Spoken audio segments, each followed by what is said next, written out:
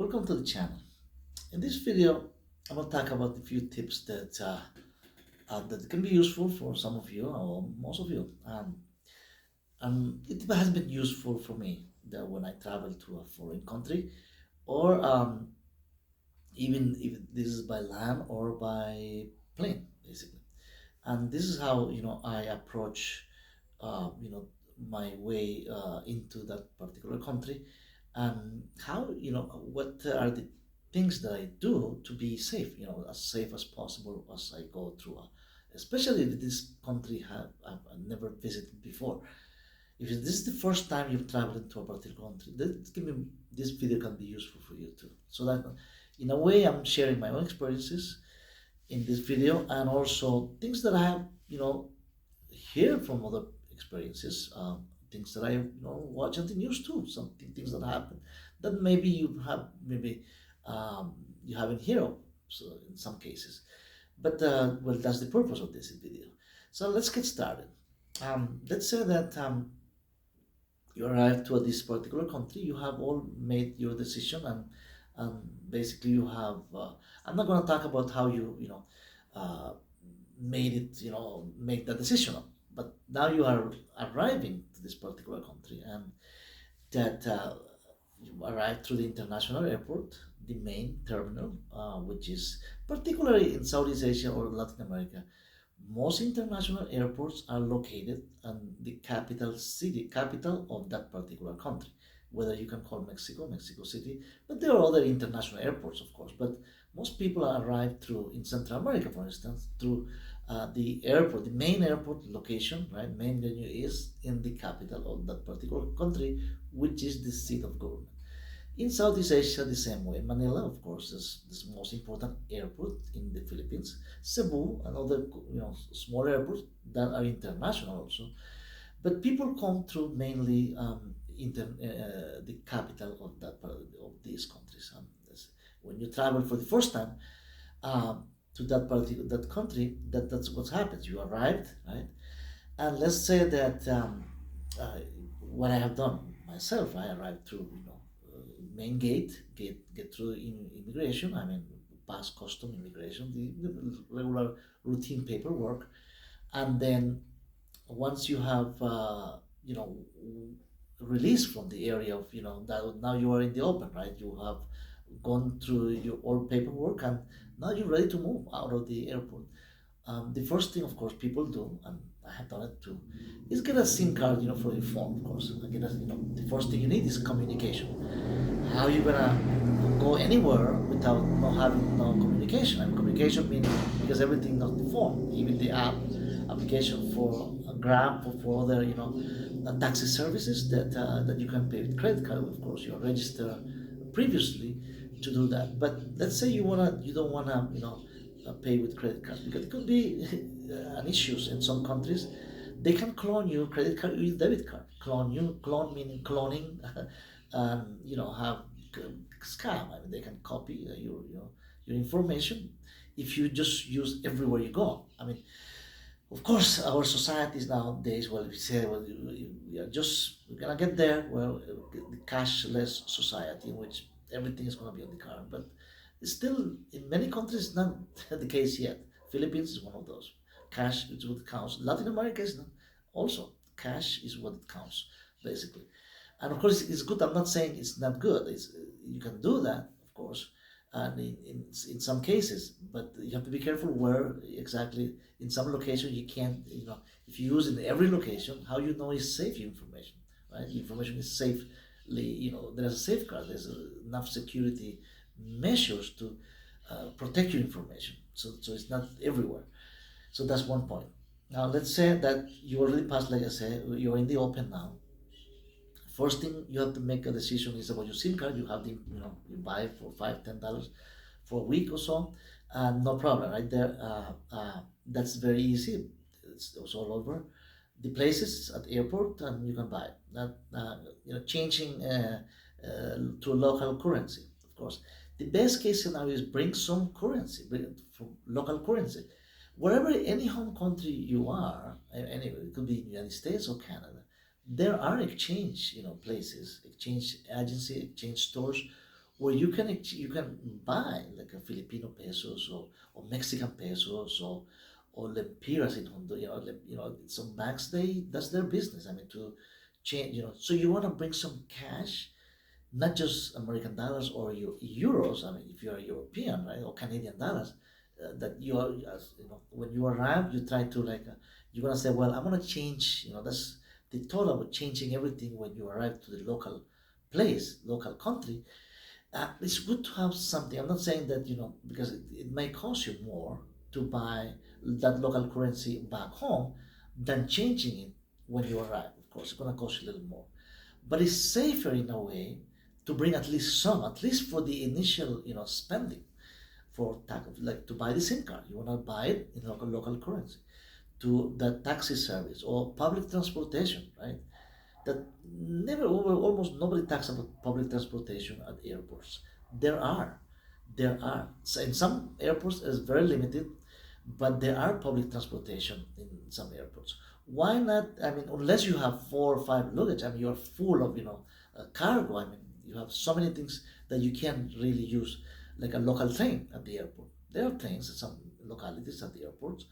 There are public transport buses. I mean, and the idea was, some people say, well, guys, instead of taking a taxi, if you some people think that taking a taxi right from the airport to the hotel is safer than taking a public transportation system.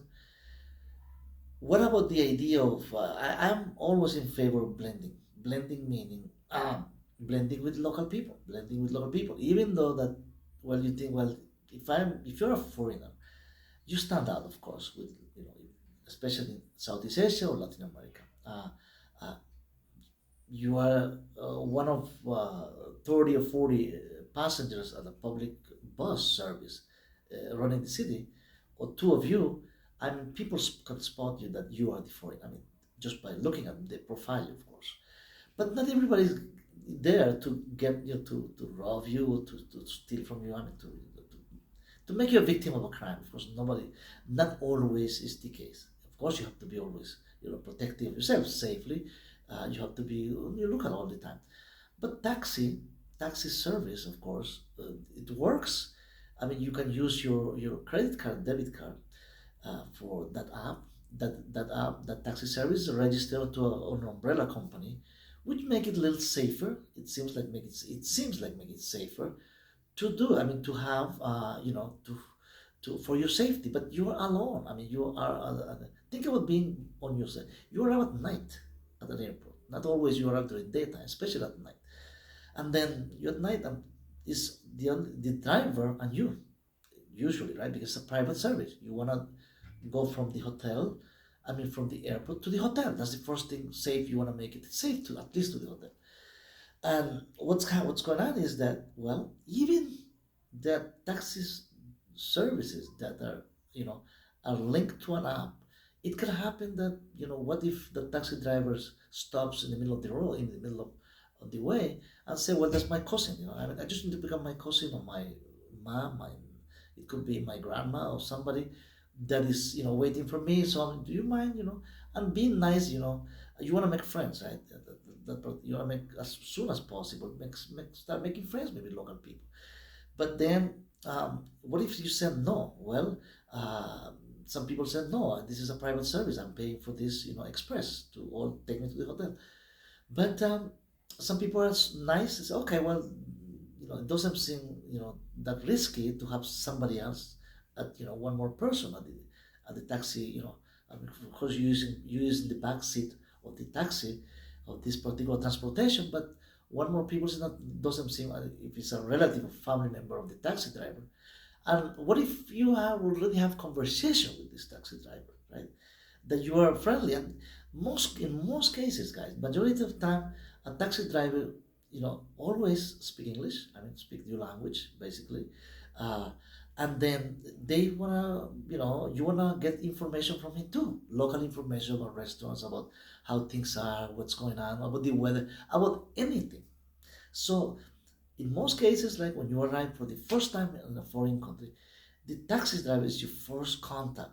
Let's say that you don't have anybody else to pick you up, right? A friend, right? or a YouTuber. So you have watched a video, you are subscribed to a YouTuber who is who's been telling you for years about that particular city, and then you arrive. Maybe you have you have read some letters and have some contacts, other expats who live in the community, but you don't know them personally either. You just have happens that you come into this country, you have made a decision, and now you try to get some little help, at least the initial part of your journey, make a little help for basic stuff, to how to get around, whether this is transportation, hotels, and how to get the best where to eat and basic stuff, guys. But some people don't do that. Privacy is important. Privacy for some people are very private, even though that maybe you have people in that country, but you want to be on your own. Privacy is important for many people. You try to make on your own, and especially if you have traveled. I mean, I've been traveling to different countries too, and I don't want to bother anybody normally, and unless I have a close relative or family member who lives in that country. I call them up, and but I don't want to. They have to leave their job, they leave their own routine to pick me up at the airport.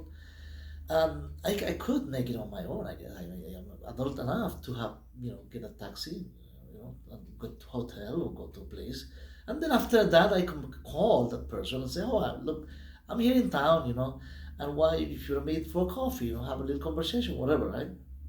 Even a family member doesn't make a difference, or a acquaintance that live in that country. But some people are very private, like I say, and like I said, there are different services. That's what second thing you think, right? About transportation, how to get to your hotel, in which, by the way, you already made a reservation, right? Assuming that. And some people don't have a reservation, but they want to, search for the best hotel possible, the best value possible. But let's say that instead of having that, using a credit card to, to that kind of service, you want to make it to a public.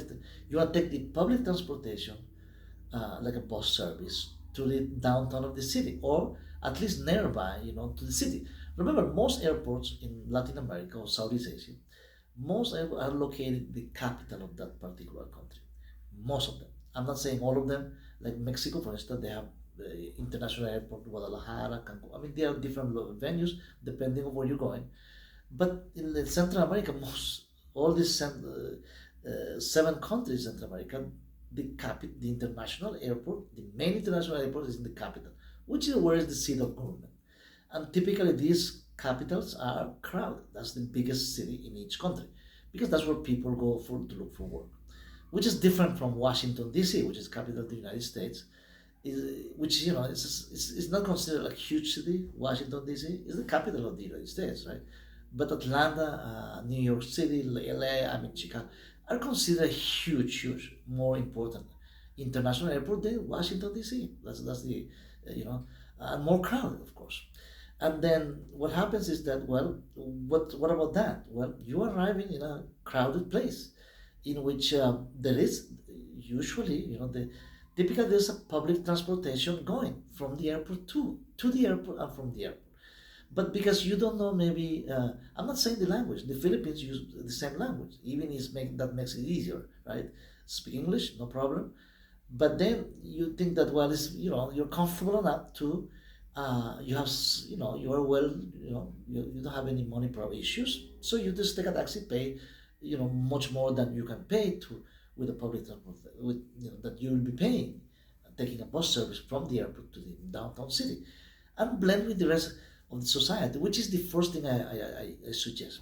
Blend meaning that look, when you are wandering around at an airport with your cell phone, with a GPS, trying to look where to go, where's the exit, where you can take. I mean, of course, people, bad people. I'm not saying everybody at the airport is bad people. People are there waiting for their friends and relatives who are arriving in different airplanes, right?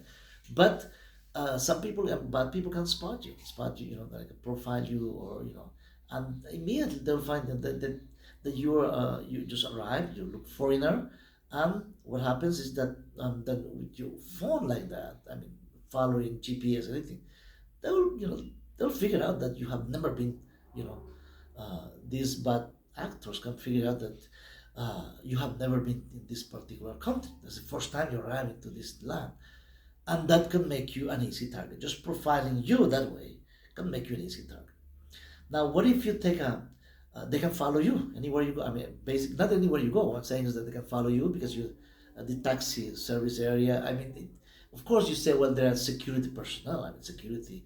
I mean, the law enforcement officer all over the place, most airports, right? But what happens in the middle of the road? And what if you're negotiating with another taxi driver paying cash, right? That could be a red flag too. Sometimes it could work out and you can pay less. Sometimes you can pay more because what happens is that most of the time you pay more because they charge you whatever they can charge you, right? Double or 50% more than a taxi driver, taxi company, which is linked to an app, right? So that could be, a red flag too. And you never know if that taxi driver that taxi is registered with the state, with the city, right? Some they call it pirate taxis. Pirate meaning even if they have a sign that says taxi, some of them they are not registered to work as a taxi company. And in some countries that's the way it goes. I mean, of course, there is a transit police that takes care of that, but in some cases no. I mean, they these bad actors, they have a chain of network of people who they work with, and then what happens is that you can fall a victim of crime that way too. Now, when I say blending with the local population right at the airport, how you do that? Well, sometimes I do, unless in a case that there is no public transportation. Sometimes there are train system that goes to the downtown of the city. In some cases, in some cities, right? In Latin America too, like in Mexico City, I think that and of course there are other places that they have bus services. In Latin America, most airports they have bus service that you can just take the bus. You don't have. I'm not saying all taxi services are bad. What I'm saying is that the concept of blending, that's the point I'm trying to make here, that you blend with the local population. On the same token, you save some money using public transportation, whether this is a train system that goes to downtown of the city or a bus, right? Where you can blend, mix up with other 30 people, whether local people and other passengers, other foreigners who just arrived, right? In most cities, most capital cities, there are public transportation like that. You take bus service or you take a train to go to the downtown, at least the main, square of the city. So you don't look like you just arrive, to this country. Once you go once you are in the middle of the city, or any shopping center, any downtown part of the city, basically you are one of thousands of people who are walking by. And you can have your backpack. Doesn't mean that you just arrive. It doesn't mean that you just arrive to that country. You see how that the concept of blending is that you don't look like you just arrived there minutes, hours before, right? You just look like somebody who knows what you don't want to give the appearance that you just arrived there. You want to give the appearance, of course, the concept of that you know the city. You act like you know the place, of course. And let's say that you found that particular transportation, you went there. Now, once you get to downtown, it's not, even if it's not directly, that bus service or train, it's not going to take you directly to the hotel where you made a reservation already. But it's going to take you nearby. I mean, the driver will be able to, or anybody at the bus, hey, that particular, how far goes off, how far, nearby this hotel goes, this bus. Anybody can tell you that. I mean, at the bus or at the driver, you can go you can go nearby there, this particular bus stop, you can just get off there, and it's just couple, not even half a mile from your hotel. So once you get there, you can start using your GPS now, right? A little bit, because everybody uses GPS in the middle, downtown city, even local people. So you're just one more person local using your GPS to arrive there. If you want to walk, fine. If you don't want to even take a local taxi now, not from the airport. Remember, taxi services from the airport, anywhere you go, are very pricey anywhere. Whether you can call New York City, LA, or anywhere, basically. Latin America is worse. I mean, you can pay triple or four times that you can pay, taking a local service once you are in the city. Remember, we are assuming that, and we know that for a fact, that most international airports are not in the middle of the city, with the exception of few airports, right? Like the international airport Miami is in the middle of the city. Tegucigalpa is in the middle of the city. Airport Toncontin Airport is in the middle of the city. So you arrive in the middle of the city, in the center of the city when you arrive. But most airports are in the outskirts of the city. In some cases, 1 hour from main downtown city, downtown anywhere, right? Whether you know, you can call it, you can be in Cambodia, or if you arrive in or Vietnam. Most airports are in the outskirts of the outside the city, so it's pricey. You know, it's very much, you pay lots of money for taxi service.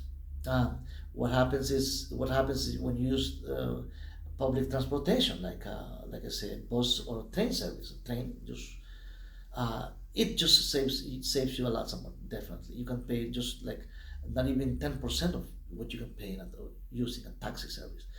So once you arrive, let's say you have arrived after everything have gone. And one more thing about the cash, right? Of course, like I say, I was mentioning at the beginning, that if you bring some cash, at least local currency from your home country, even if you paying a little higher price, it's always good to have, at least to have some cash of local currency, at least for the first 2 days, that you can use to buy your SIM card, taxi service. I'm not saying hotel, but at least the first meals, right?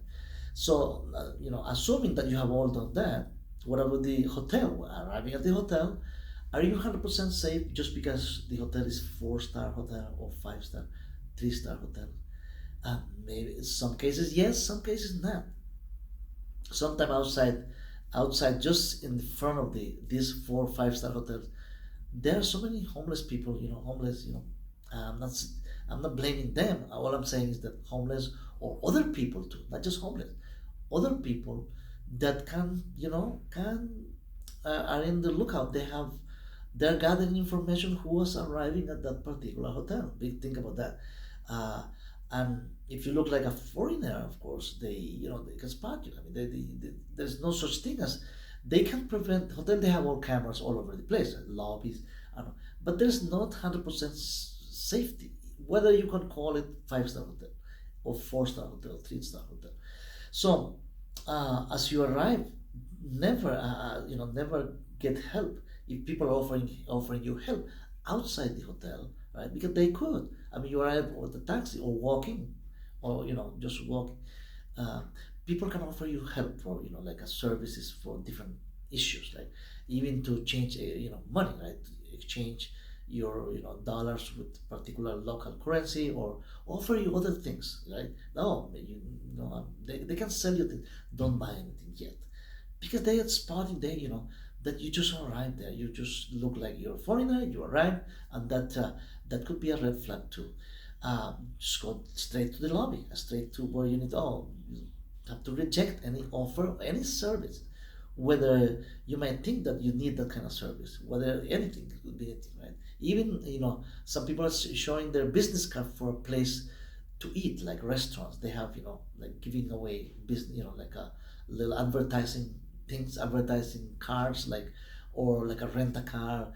Don't I mean, you can pick it up or just refuse it for now, but you can have that information in the lobby of the hotel, where you can trust a little more, right? So don't get anything into a conversation, or that kind of get in touch with people who you don't know really. I mean, these are people's total strangers, and of course some people are good people. They're just trying to make a living, guys. I mean, I'm not saying it's everything is bad. All I'm saying is that as you protect yourself, and this is not to be paranoid about that. Just because you are in a foreign land, everybody's trying to get you something from you. I'm not saying that. All I'm saying is that try to protect yourself, protect your own information about how you manage your cash, how you manage your credit card or debit card. Don't use your debit card all over the places, or even credit cards, because they can clone your card. I mean, the information when you're giving the credit card to process it at the restaurant. How do you know they're getting all your information? How do they can clone you? I mean, there's so many technical way of doing it, or get your information that is there anyway. You give it away, give it paying with card, right? With a credit card, debit card, the information is there. So you need to avoid that and pay as much as possible with cash. Even people said once you have, of course, you arrive at the hotel and you want to try to make everything safe, of course. Now, what I'm gonna say, some people will say, "Oh, that's paranoia." I mean, what you are in your room safely, so why not, having how safe is your room, hotel room, even five-star hotel room? I mean, things happens in most even well-known hotel chains. Things happens at the hotels, and they're all over the. Sometimes not even reported. Of course, you report to security, to the lobby. What's going on here? You know, that's things can go missing sometimes from your hotel room. Things goes missing, and then you wonder what happened, right? And they're not responsible for what you. Then most of the times they say there's a announcement that we're not responsible for items that you may go missing or anything, because how, especially if you go out at night, right? You want to go to the bar, to anywhere, even at the bar of the hotel, right? You go or the restaurant of the hotel, right? But you are basically on your own in that in that particular place. There's a limited responsibility they have in, there's a limited liability in most hotels. So you have to be careful what, how you safeguard your belongings, your password, I mean, your personal information, right? And then now you are, let's say, the best thing is, guys, you arrive to that country, a foreign land. This is in cases where you, for the first time you're there. Uh, stay. I would stay after get something to eat 5 6 o'clock, if that's the most. I'm not going out after 6 o'clock p.m. Not even at local at the at the local bar. I don't go to bars anyway, right? But not even to get to the restaurant late. I mean, I get something to eat, room service, hello room service, or bring something. They don't mind bringing something from you know outside, from where, as you make your way to the hotel. If you're stopping by a place, or you take a little package of sandwich, anything, the first day you can, for dinner, 5 6 o'clock, that's it. I mean, get something of fruit, anything from the hotel or from outside, but not going out late night. I mean, you just because you have the information of particular place, nightclub or anything, or restaurant, you want to stay late night. The first day you arriving, you're going out and stay at midnight and take a taxi and take a, in a foreign land. That's, I don't know. I don't think that's wise. I mean, whether that's not really one. That's not. I wouldn't do it. I don't recommend it. That's the tip. First thing is that you, in that place, in that country, in that city, during the daytime you want to blend in with the rest of, the rest of the people, just going to places what's nearby the hotel. I mean, you nearby the hotel you stay. And so once you getting to know the city, as the first starting nearby the hotel, and start knowing how to get around, right? With all the information you already researched, then you think you have more liberty, more freedom to get in touch with the people you want to get in touch with, whether these are friends or even relatives who live in that particular country, that maybe you've never been to, or in most cases, expat coming to the Philippines, they don't have relatives. They have just maybe a girlfriend, that you online girlfriend that you're trying to meet, but what if she's not waiting for you at the airport? Is that safe, that a girlfriend that you just meet online for 6 months or 1 year, you're dating online? That I wouldn't do that. I wouldn't have nobody wait for me at the airport, even if I met this person, uh, that significant other, for a year. You don't trust. I mean, is that being paranoid? No, that's being safe. Wisdom is always, uh, be preventive. Be, you have to just take any measure, anything that that can protect your life, protect your belongings. So that's the way I would do. Once you get started, and you're ready to change your cash, I mean, American dollars or Canadian dollars or euros, if you're European, Australian, I mean, from, or Japanese, Chinese, or anything, you can now use you. Typically, they accept your passport anywhere you want to change to local currency. Any bank will change. Use banks. Don't use exchange. People exchanging on the street. That can make you an easy target too. If you're exchanging, making some people exchange. There are exchange um, people who do that for a living, meaning they have the cash, local currency, and right on the street they say you want to change, and they have the, they can change you, but how safe is that? That's not really safe, guys. do it at the bank officially. And I know some people are trying to make a living. That's the way they make a living, right? Being exchanging money, cash, right?